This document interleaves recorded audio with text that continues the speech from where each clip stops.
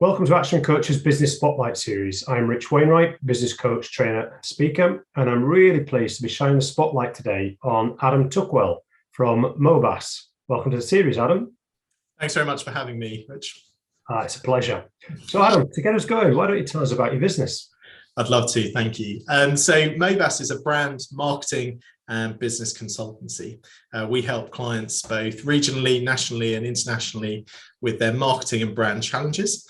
And it's hugely diverse. So if I just think of my day-to-day, we've been helping an NHS organisation to run an out-of-home advertising campaign to promote cancer checks. We've been helping name a new part of Cambridge, which will be announced very soon. We've been helping an international global facilities business with a new brand and brand development. And we've also been helping an investment bank come up with a new brand proposition. It's hugely varied. And we operate across multiple sectors, as I think that example just illustrated. And why we're really excited to talk to you today is because we've got a milestone birthday coming up. So we're about to celebrate our 20th year in business next month. Next month, fantastic. Next month isn't far away, as my accountants keep telling me. They look forward to February much more than I do. So are we looking forward to Adamsville or Tuckwell town? Or what's the, is there any inside knowledge on the new name for the part of Cambridge? We've done a public consultation actually. So rather than just coming up with a name, we wanted to, as the town isn't going to be developed for a while, we wanted to tap into who the future residents would be. So actually we proposed a campaign to work and co-create the name with school children from Cambridge. So it's a really exciting project. Superb. Well, I look forward to that. But sadly, it means that Tuckwellsville is out of the equation. Okay, so 20 years in a few days. That's fantastic. What's your role within the organization? I'm guessing you started young if you were there at the foundation. Oh, thank you. No, so I wasn't there at the foundation. I was still very much at school. So the organization is 20 years old and we've got 3 founders who are still very actively involved in the business. But I'm now the managing director, and I've been managing director since April of last year, but I've been with the business for 7 years. And part of the testament of the organization is that we always seek to promote from within, to grow, invest in our people. And so I've been able to benefit from that. And my role as managing director is to lead the team, to think about our marketing, our positioning, and to work with the founders and business owners to help us achieve our growth ambitions, because we are a very ambitious business. Yep. We want to continue to grow and not only help our clients to increase their awareness and help them achieve their business results, but to get good results for us too. Oh, brilliant. So what would you say Mobas is really good at? What's the secret sauce, if you will, or the thing that differentiates you from local and from national competition? Well, I mean, you probably expect me to come on and say that our real secret strength is building and promoting great brands. And yes, that is a critical part of what we do. But I think our success is down to our approach, and we're a listening business. So we always sort of talk about the fact that we've got 2 ears and 1 mouth. So we should listen twice as much as we talk. And so as an organization, I think our strength is our ability to listen to an organization, to really understand what their pain points are. Because we work with a broad range of clients across multiple industries and multiple sectors, but the issues that they have are often relatively similar, but we really need to understand how it's making them feel, how it's impacting their business, how it affects their employees, their stakeholders, their customers. So I think our real strength is our ability to listen and then be a critical friend to our clients. So we're in the business of having long-term relationships. We don't want to come in and deliver, a website or a creative project and then go away. We really want to help them achieve their overall goals. And to do that, we need to listen. We need to ask quite challenging questions sometimes about their desires, their future expectations for their business, how they want to grow or scale or ultimately sell. And so we've got to build confidence with our clients for long-term relationships. And in order to do that, we just need to be really good at getting under the skin. And so I think listening is the secret to how we've been successful over time and how we've been able to build really long-lasting relationships with many of our clients. Yeah. Oh, that's great. And So the business 20 years, you 7+. What are some of the biggest challenges that you've overcome, as an organisation, and also in your role as the MD here? Yeah, I think it's a great question. I think we don't talk enough publicly as leaders about the challenges that we face. I see behind you, you've got a wall of books. Almost all of those will be helping leaders to face their challenges. And we often look to books rather than listening to each other and trying to talk about our situations and the challenges that we face. So I think it's a really good question to firstly sort of communicate the fact that all businesses face challenges. I think for ours, the biggest challenge that we face, we've gone through a number of recessions and financial crises during the time that we've been going. For us, that's not been a particularly challenging time because we're a challenger business. We work with challenger organizations. So often times of economic downturns are great opportunities for growth for businesses that are prepared to challenge or to break from the norm. But I think our biggest challenge is knowing how quickly we as an organization need to evolve, how we need to change our approach or our positioning. I think clients come to us because they expect us to be at the bleeding edge of strategy and brand and marketing.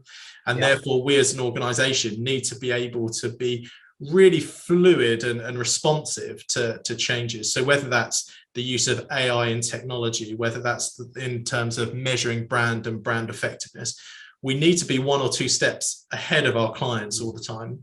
And I think part of the challenge there is to see a trend and to be able to be really smart in knowing whether this is something we need to chase or whether this will be a fad, so we need to be able to fail fast. And so I think one of the challenges we've had is being able to respond, be, wise counsel for our clients by being ahead of the curve. And sometimes that's meant that we've invested more in areas than we've needed to, or we've underinvested in parts of our business. So trying to constantly be ahead of the curve is a big challenge for us. Yeah, a couple of really pleasing things to hear there. First off, music to my ears. In tough economic times, often people will cut their marketing budget fairly quickly, fairly soon, and fairly deeply. And it's like trying to save oxygen by holding your breath. It's crazy to do that. And over the 15 years in this business myself, so the GFC, the global financial crisis, obviously the coronavirus quite recently, and now the cost of living crisis. One of the things I've always seen is that the businesses that are strong in the middle of this, so as it comes up and out, those businesses are the strongest ones, are the ones who are still marketing when it was down in the bottom. Yeah. So pleased to hear that people are still working with you and going for it in those times. And then another interesting point you made there, Adam, you used the word evolve rather than grow. Yeah. So how do we evolve, rather than how do we grow? And that's a really interesting point. Could we go a little deeper on that one? What would you? Yeah, of course. I mean, we can set growth objectives as a business. We can seek to increase our turnover. We could seek to support more clients. We could charge our clients more money for the services that we offer. But growth for us is something that we'll constantly be chasing.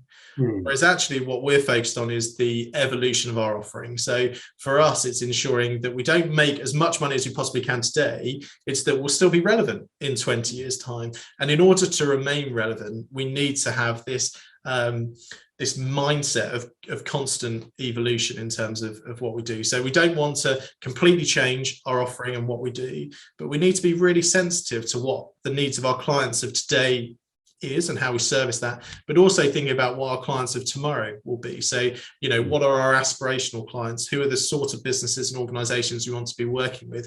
And how can we best service them with the skills that they need? One of our weaknesses, I think, is the fact that we have, in the past tried to restrict or try and be all things to all people, but we can't. We're really good at what we do. So, we need to evolve our offering, but not go too broad and too thin, because we need to be really good at doing what we do and constantly ensuring that we're providing the level of service that our clients want and expect. Yeah, to go back 20 years, pay-per-click, social media, Marketing streams that are around today and quite prevalent and relevant today are not necessarily going to be the same ones in 20 years' time. Yeah, exactly. And there's a commoditization within marketing now. If you want to get a Google ad created for you, or if you want a piece of marketing designed, then you can get that online from absolutely anywhere at penny prices. What we really need to do is ensure that people see the value in what we do in terms of creating sound strategies based upon business goals and objectives. So our big watchword is how we connect business goals and targets with marketing, so that they don't operate in silos. Instead, everyone's working towards the same goals to ensure that they're able to help achieve those. Marketing isn't a cost to an organization, it's an investment. And we really need to ensure that we're able to demonstrate the effectiveness of what we do, which is why we're so keen on brand being the heart of everything that we do. No, really interesting stuff. Thank you. So flipping around from challenges then, so what have been some of the biggest wins along the way?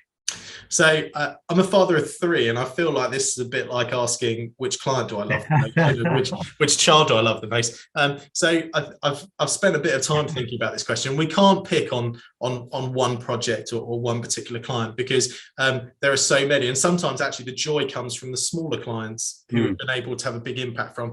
And also many of our clients are still in their growth journey. So, we can talk about the ones that are finished, who have already achieved it, but there's some really exciting ones coming through that we can't talk about. So I think if we talk about the sort of biggest success, I'd really like to just champion the fact that over the last 20 years, we've probably had 100 Mobis. So we call people that work here a Mobi. Yeah. It's something that came from the team. It's not something we've tried to push down on people that you're a Mobi. It comes up from within. And over the last 20 years, we've had 100 plus marketers come through this building to be part of this journey. And as we celebrate our 20th year, we want to involve as many of those as possible. So I'm a big believer in developing people and developing talent. And it's not about getting people here and then keeping them here forever. I can look back and see across the marketing landscape 100 people that have been in this business who have gone on to great things, who are now leading the marketing functions of other organizations, who have helped us evolve, helped us develop, but we've also given back to them. So I think the real success is just seeing the impact that we've had on the people that have worked with us. Yeah, no, that's lovely. And a well-known phrase within the coaching industry is, well, what if I invest a load of money and train someone and they leave? So what if you don't and they stay? Yeah. Exactly. So it's all about developing people. And I went to a really interesting talk where someone referred to having team with you as being on loan with you. You have them for a limited time. So there's always a finite time that people are with you. And during that time, there's got to be a value exchange. You've got to give them all of the tools and resources and development to be able to give their all, and in exchange for that, you're expecting them to commit and do a fantastic job for you. But there does need to be that balance, otherwise it will be just a one side takes all relationship, and then you'll lose people and they won't develop. So big believer in training, big believer in development, and very much keen to develop our people so that they go out in the world and continue to do great things. No, I love that attitude.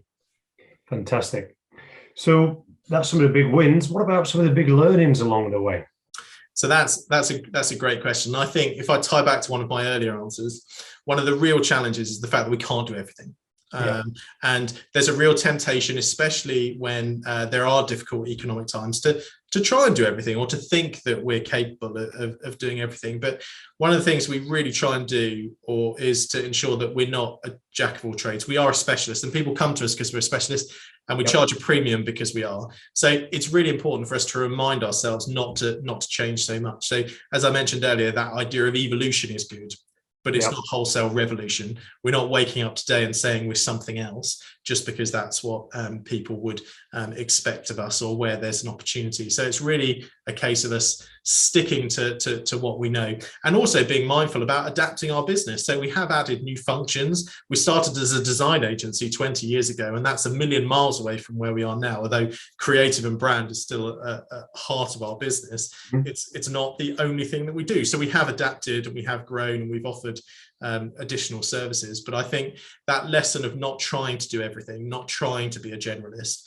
is really important, because it's impossible to do. You can't possibly hire enough people to have enough specialisms, and also you can't be genuinely, you can't go to your clients and say with great honesty and openness that we can be experts in everything, because we simply can't. So for us, it's about knowing where our strengths lie, and where the restrictions are. So know when to offer a service, and know when to turn something down or advise someone to go and speak to somebody else. Yeah. I love the adage. You can do anything, but you can't do everything. Yeah. And we're almost trained through school that you can do anything, you can be anything, of course, but not everything. And I think that distinction is a really good one to make. Yeah, I really like that. I'm going to steal that and use that, Rich. Thank you. Well, I don't think I created it. I can't take credit for that. Sometimes things just get so ingrained, I can't even remember where it came from. And when Brad Sugars is watching this, the founder of Action Coach, if I've used some of yours, buddy. So, yeah, I do. I enjoyed the learning question. I mean, that's the industry I'm in, of course. So I do love hearing what people have learned through their business careers.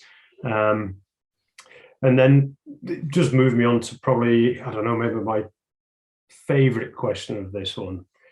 If you could start again today, what would you do differently? Well, it's a great question, and I'm very fortunate because I wasn't here in the fledgling years, right? So I didn't experience those early day challenges. Though I have been in entrepreneurial businesses in the past where we might make £1 million there, we might go bust, and we just don't know. And I remember the energy and enthusiasm that's there in those businesses, as well as the sleepless nights. But I think for us, our biggest learning, or the biggest thing that we'd do differently, I think, would be to drink some of our own medicine. So we as a business major in branding and marketing, and yet when it comes to our own marketing, we often have a lower volume. We're not as bold and aggressive as we would encourage our clients to be if we were consulting for them, because we prioritize working for our clients and are slightly more modest and stand back. So actually, we were chatting just before we started recording about the fact that we're based in Cambridge, but we work with clients nationally and internationally. But what does that Cambridge piece mean? So maybe if we were starting again, we might have a wider geographical base. We might be operating in 3 or 4 locations, or we may be headquartered in London rather than in Cambridge. Although we have a presence in London, it's just not quite the same. So I think it's interesting, because if you'd asked me 2 years ago what we would have done, I probably would have talked about geographical spread. But now that we've had COVID, the location boundaries have just been broken down. In 2020, we were delivering a project for Caterpillar Construction, and we were doing what the brand meant to users across Europe, Middle East and Asia. And so that would have meant in 2020 going to Europe, Middle East and Asia and interviewing all these people. But those boundaries are broken down now, and we just did everything over Teams, and it worked as effectively. But I think for us, it's that idea of how we brand and position ourselves for growth so that people see us in the most appropriate light. And I think if we were to do it again, we'd drink more of our own medicine, think much more about how we should be positioning ourselves, and not be afraid to be big and be bold about who we are. We're really good at doing it for our clients, but we don't always prioritize the time to do it ourselves. It's interesting when I speak to colleagues and business owners over in the US, and the difference in attitude towards marketing is quite stark.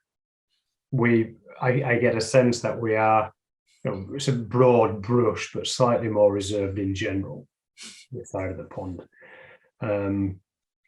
No, brilliant. So that's a good look at the past. Let's have a bit of a look at the future then. So what do you see as some of the opportunities ahead of you? Yeah, I think that's a great question. I'm trying to say this in the most appropriate way, because the economic downturn and the economic uncertainty that we're experiencing at the moment is something that's a real challenge for people, and it's affecting their day-to-day lives. And the cost of living crisis is something that's really impacting families, up and down the country. So it's difficult, because my positive is actually during economic downturns, there are huge opportunities. So there's chances for businesses to address and grow and develop their organizations. And we work a lot with I don't know if it's just naturally that they come to us, but lots of challenger businesses that are keen to move up their league, their respective league, to take over their competitors, either in physical terms or in size and scale and market size. So for us, I think the biggest opportunity at the moment is for organizations to think about who their brand works for. Does their brand work for them with their current audiences, with their internal stakeholders, with their external stakeholders, their customers? And to think about how a slight evolution in that could actually unlock further growth, and to be bold. And we talked earlier, didn't we, about the fact that in downturns, marketing is often cut off. But actually, what if we increased it? You know, there's an interesting speaker in marketing who talks about, before you decrease or cut your prices in order to make more sales, have you thought about increasing them? Yeah. And you don't need to increase sales as much, but you could make more money by just charging more. And I think that sort of thinking is something that's a real opportunity to start to think about how you can make the most out of an economic downturn. But that uncertainty is really there. Yeah.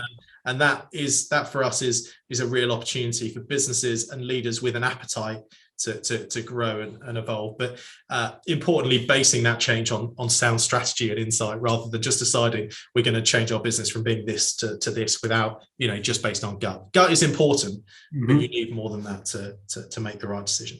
I think on a 40% margin, 10% increase in pricing, you can earn the same profit with a third less volume.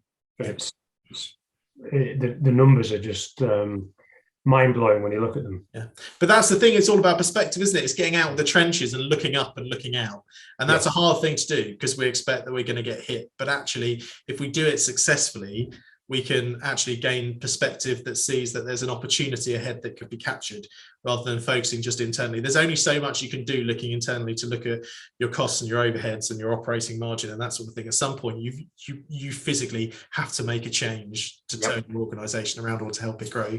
And often that can be amplifying the volume, getting more people to know about you, and really exploring your offering and how that's priced and worked.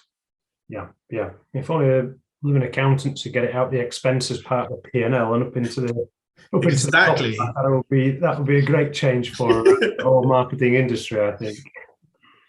So thanks for that about the opportunities. What about some of the challenges? And it's hard to sometimes ask this question together, because a growing business or a business who's looking to grow will see that they see the challenges associated to the opportunities they're trying to realize. So it's a bit hard to separate them into two. And well, to make it easy for you, Rich, I will separate them into two. Yeah.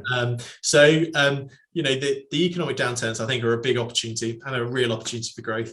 I think the biggest challenge that we face and most professional services businesses face at the moment, especially being located in Cambridgeshire, is the race for talent. So ensuring that we can find and develop the right staff at the right pace is a real challenge. So being able to recruit people with the right skill set and the right experience is a challenge, and then being able to keep them is a challenge too. That's not to say that we have a retention problem, but we do have a problem recruiting the right people in with the right ability and the right mindset to be able to start. And that's something that we work with a lot of professional service firms, law firms, accountancy practices, and they're all experiencing the same thing. There's a race for talent.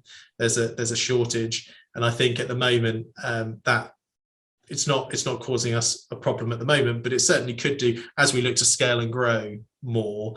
Being able to find the right people and getting them to sign up, at the right opportunity is a challenge for us. Yeah, it's interesting times. Even though it's tough economically out there, the number and the proportion of people who are actively looking for and able to work in the UK is the lowest it's ever been. Yeah. Which makes it more and more difficult for top talent to be found. And uncertain times, people tend to not move. They'll stick with a bet the devil they know sort of mentality. Yeah. So again, good marketing is behind every good recruitment strategy as well. Indeed. Anything keeping you from sleeping well at night? This is sort of a run-on from opportunities and challenges in a sense. I think honestly, the thing that was keeping me up last night, Three children? no, it wasn't. I was encouraged by Matt Mayer, the CEO of Taylor Vinters, to do an MBA alongside work. So that was keeping me awake last night because I was frantically writing a 2,000-word essay that needed to be submitted. So that was keeping me up. But if I'm being brutally honest, I've got my MBA books here. Brilliant. The biggest, most heavy ones. I'll swing by and pick them up. But no, if I'm being honest, beyond that and the extracurricular learning piece, I think that the thing that's really helping me sleep at night is the changes that we've made to our organization in terms of business intelligence and the insight that we get on how we work. So we've spent a lot of time and effort over the last 12 months really honing our internal reporting systems, our ability to track profitability and the work that we do for our clients. And to be honest, the times when you do stay awake at night is when your mind is playing tricks and you're trying to understand what the problems are. And if you invest in good business intelligence, then at least you know where the issues are and how to address them. And I think, there can be confidence and clarity in BI. And we've spent a lot of time just trying to work on that to actually give us the confidence to be able to predict and make sound business decisions. So I'm able to sleep well. I've always been able to sleep well at night, fortunately. But this is really helping. Yeah, I think my clients, if I say data-driven decision making one more time, they kind of poke me in the eye. But I think it is really important. But then, we also see it quite a lot with our clients. Is this going to be an emotional purchase or a rational purchase? And it's interesting when we work in B2B environments, it's amazing how many purchases are emotional. You'd expect it to be completely rational. It's based upon cost and benefit and result. But actually, you need to play on both. There does need to be a degree of gut, otherwise we just make every decision by an algorithm and then none of us are necessary. So we do need a degree of personality in there as well. Is there still a thing such as B2C and B2B, or is it just H to H, human to human? Exactly, or B2B to C. We keep going, and it's a person to a person. Their reputation, their recognition, all of the emotional factors are at play, even in a corporate buyer's mindset. So I love that. I've written down H to H as well.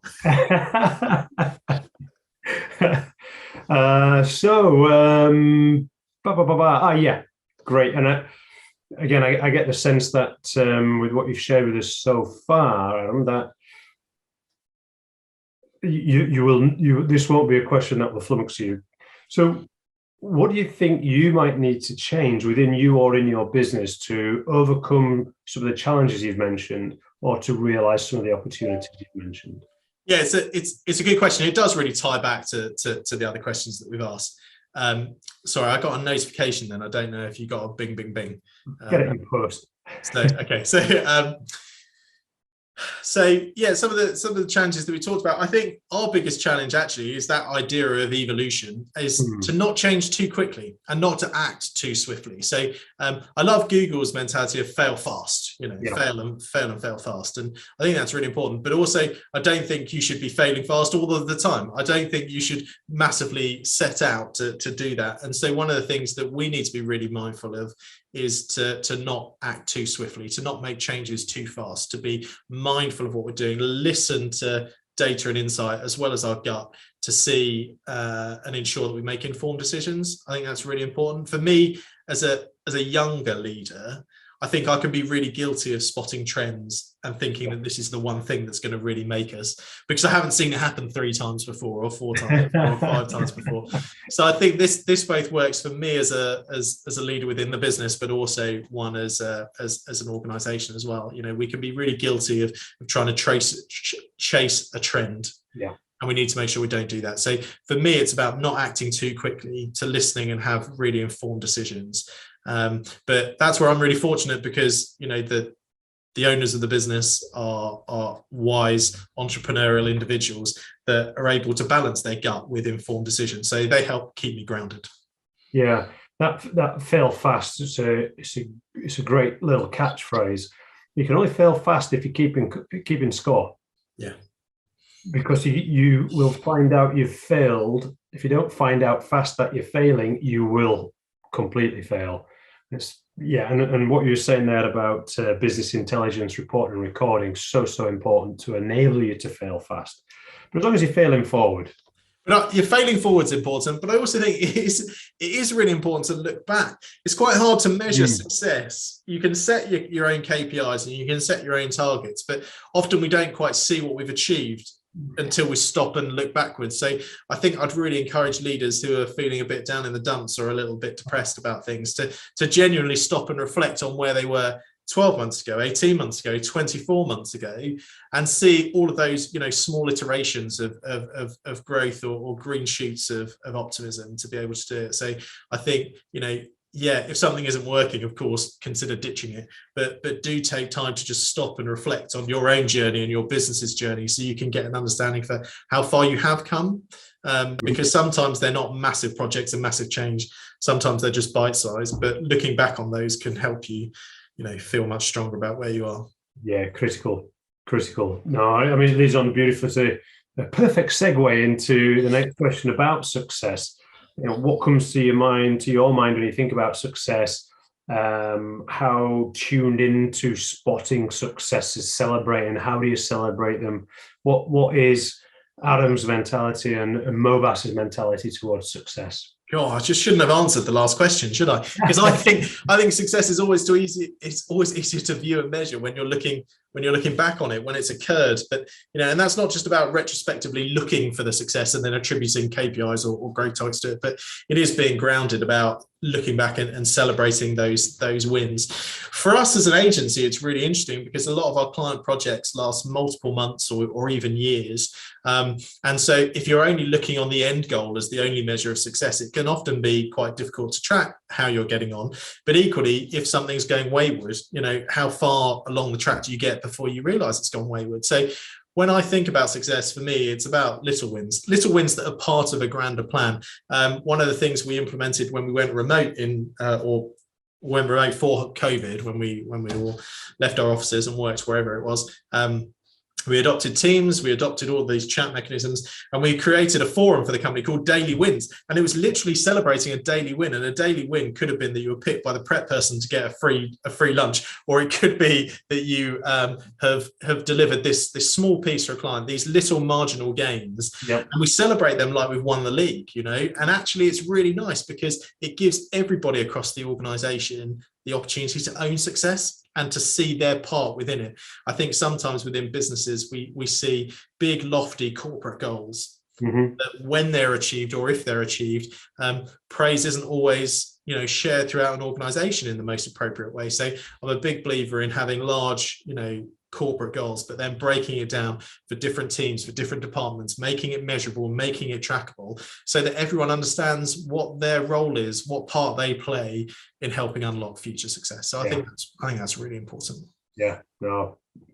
Yeah, love that.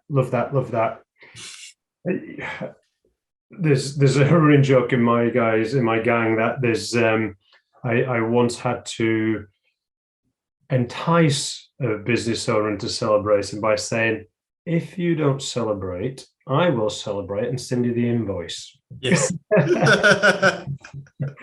And sure enough, he was he could celebrate that month, that's for sure. It's difficult when you've got driven people who are starting and building businesses. The 100%, sort of 99% looking forwards, and rarely do they take a moment to breathe, step back and take a look. So it's really, I love the fact that you're going to that sort of strength in success. That's brilliant. So I'm going to alter this slightly, this next question. So the question is, what would you say to anyone thinking of going into business? But I'm going to perhaps alter this one for you, Adam. What would you say to anyone who's thinking of going into an MD role ship in an owner-managed business? It's a great question. It's a great opportunity for someone to be able to do this, but I think it's a challenge because you're joining someone else's journey. Yeah. And you're being given permission to change course. You're being, to take control of the train and choose where you're going to go. But within reasons, you're still on the track, but you get to pick, slightly different destinations. I think the most important thing is to have a high level of self-awareness of your strengths and your weaknesses. So really get an understanding of where your blind spots are, because it's really hard if you're coming into a new role and you haven't done it before. You've got to learn fast, and you will have natural blind spots, whether that's in commercials, whether it's about marketing, whether it's about leadership, whether it's about managing teams. And there's no training role for a leadership role within business. You just learn on the job. And I think the important things are to firstly ensure that you've got a good awareness of where your blind spots are. So what are your problems? Where do you need to learn or develop? And that doesn't mean that you need to solve all the problems. It could just mean that you hire the right people to answer those for you as well. Because again, back to your adage of you can do everything, but you can do anything, but you can't do everything. That's really nice. So it's important to hire well and have the right people underneath you. But I think also just appreciate the fact that you need to have some critical friends within your organization to guide you and encourage you. And obviously, probably music to your ears, Rich, I'd really advocate you having a coach or a mentor, somebody from the outside who you can be open to. So if you are having a bad day or a bad week or a bad month, who do you go and talk to? It's really hard if you're in an owner-managed business to go and talk to the owners of the business, say that you're struggling or finding things differently. You don't always want to go home and tell your spouse or your friends about it. So I'd really advocate the fact that going out and talking and listening and building networks with others is really important, because as we see in our business, no problems are massively unique. It's very rare for you to have a truly unique problem and situation. But if you're tackling something for the first time, you're not going to know how to navigate that. Yeah. You might have a gut feeling and you might have a good idea, but to have a sounding board or a mentor or a trusted confidant that you can go to is a really great way of ensuring that you make the right decisions, that you're able to sleep at night, and that people will then see you as a leader within the organization. That point about self-awareness, that's a big one for me. And if I may add, it's okay to ask for help. Yeah, and business owners and senior executives and senior managers often would see that as a vulnerability. It's a weakness, weakness, and actually it's a strength for sure. Yeah, and I think it's quite interesting because I think about who inspires me or who do I look for in terms of development and growth, and I'm always really surprised by the youngest team members that we have here at Mobas, because they're the most inquisitive, they're the most excitable about the future and where we're going. They're the ones that really care about what happens outside of our clients' lives, with the environment, with community, with helping one another.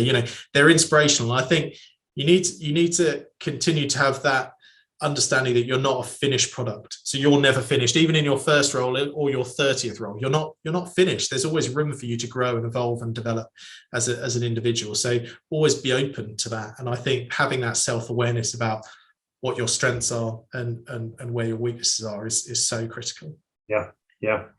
Every day's a school day, eh? One of the other business owners on the series is just a student of entrepreneurship.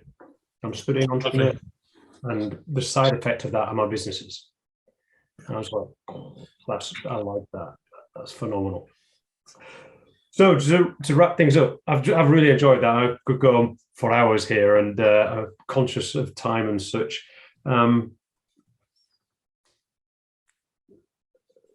Team members, suppliers, clients, investors, anyone you're particularly looking for or interested in getting in touch with you, we're going to put all your details obviously around everywhere we share this. Is there anything right now that you're really, really looking for and you'd love to for people to get in touch, or is it all of the above? It's a little bit all of the above. But we're in quite a fortunate position that we could be a bit selective about who we help and how we help them. There does really need to be a fit, probably in the same way in your business. You've got to get a feeling that we can work with these people and they can work with us, and the challenge is the right one. So I think if your business is full of opportunity, but you don't know how to unlock that through marketing and brands, then by all means get in touch with us. And equally, if you're an individual who thinks that you could bring your benefit of what you've learned within one business to many businesses, then an agency is a great environment for doing that. but also keen just to grow my network and meet new people and evolve. I spend more time than is healthy on LinkedIn. So if people want to connect, and that's a great place to find me. I don't post about my cars or what I have for breakfast, but I do spend a lot of time engaging with other people in their businesses, because as we've sort of talked about before, I'm very eager to learn and find out what's making other people and businesses tick. Is really interesting for me. And the blog, would you like to mention the blog? So you can the Mobas blog, or yes, you could go to mobas.com to read all of our insights and all of our thinking, and also find out a great deal about what we do for our clients. Yeah, I didn't get permission for that one in the green room, so I felt a bit awkward asking it for a second there. It's like, oh, that's quite all right. That's quite all right. If not. So any final thoughts before we close, Adam? No, thank you. It's been a wonderful opportunity to come and chat. Just in preparing for the interview, it's been a really good opportunity for me to sit back and reflect a little bit more on where our successes have been and what challenges we face. We do spend a lot of time looking to the future and gazing at where we want to get to and how we want to get there. But it's good just to be reminded that we're only here on this journey because of the people and the commitment that they've made, and the clients that entrust us with their brand. It's a massive thing for them to do, to trust their brand and their organization's marketing in another business, and we need to remind ourselves every day that that's a great privilege and a great responsibility. So it's been good to do that as part of this process. I've got a wry smile coming on at the moment, so I'm thinking I've just got another question. I wish I'd thought of this one earlier. So the earlier one was, what would you say to anyone thinking about starting business or going into an MD role in business? So maybe I should add a question. What would you say to anyone thinking of getting involved with the Business Spotlight series? I think getting involved in the Business Spotlight series would be a wonderful way to reflect on your own journey and your business's journey. Oh, I could feel the videographers going, yes, need to ask that one more often. Superb. So, well, with that, Adam, on behalf of our viewers, Action Coach, and me, myself, I'd like to thank you and wish you all the very best for the future. Thank you very much for your time. I've really enjoyed it. Great fun. Thanks very much, Rich.